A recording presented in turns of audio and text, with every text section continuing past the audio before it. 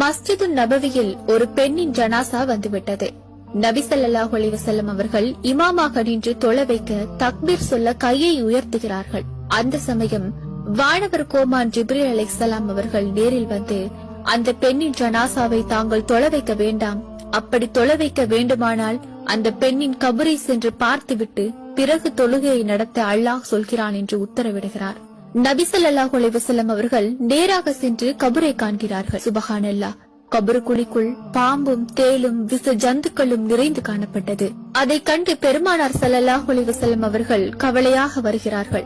ஈமான் கொண்ட பெண்ணே என்று எண்ணி மீண்டும் தொழ வைக்க நினைக்கையில் மீண்டும் ஜிப்ரீல் அலைஹிஸ்ஸலாம் அவர்கள் நபி ஸல்லல்லாஹு அலைஹி வஸல்லம் அவர்களை தடுத்து மீண்டும் அந்த பெண்ணின் கபரை சென்று பார்த்துவிட்டு பிறகு தொழுகை நடத்த அல்லாஹ் சொல்கிறான் என்று உத்தரவிடுகிறார். மீண்டும் நபி ஸல்லல்லாஹு அலைஹி வஸல்லம் அவர்கள் சென்று பார்க்கையில் கபர் அக்கினி ஜுவாலையாக நெருப்பு குண்டமாக மாறி எரிகிறது.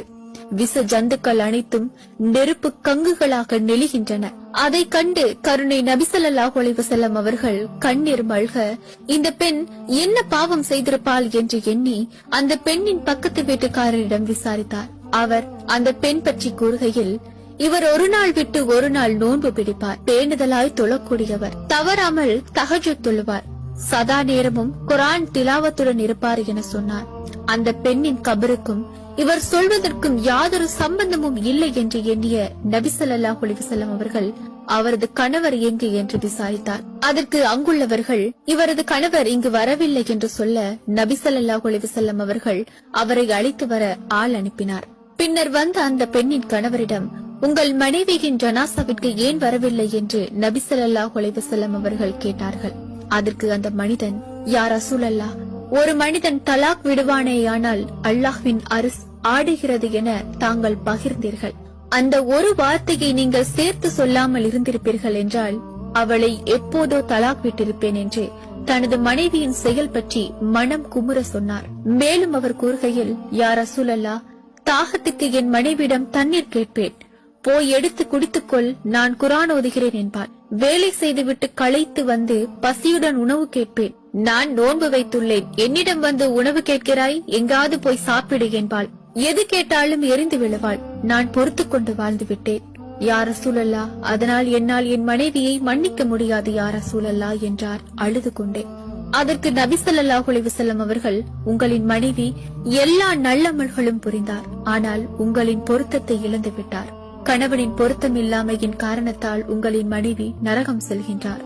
எனவே எனக்காக வேண்டி உங்களின் மனைவியை மன்னித்து விடுங்கள் என்று தாடி நனைந்து நீர்த்தாரைகள் நெஞ்சை நனைக்கும் அளவு அழுது கொண்டே அந்த பெண்ணின் கணவரிடம் நபி ஸல்லல்லாஹு அலைஹி வஸல்லம் அவர்கள் கேட்டார்கள்.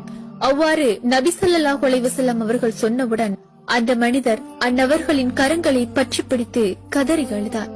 பின்னர் பெருமானார் ஸல்லல்லாஹு அலைஹி வஸல்லம் அவர்கள் ஜனாசா தொழுகை நடத்தி நல்லடக்கம் செய்த போது கபர் சொர்க்க பூங்காவாக காட்சியளித்ததாம். சுபஹானல்லாஹ். அதன் பின்பு அங்குள்ளவர்களிடம் நபி ஸல்லல்லாஹு அலைஹி வஸல்லம் அவர்கள் கூறினார்கள், யார் ஒரு பெண்மணி தன் கணவரின் பொருத்தத்துடன் இந்த உலகத்தை விட்டு மறைவாளேயானால் அவள் நாடிய வழியில் சொர்க்கம் செல்லட்டும் என்று வாக்களித்தார்கள்.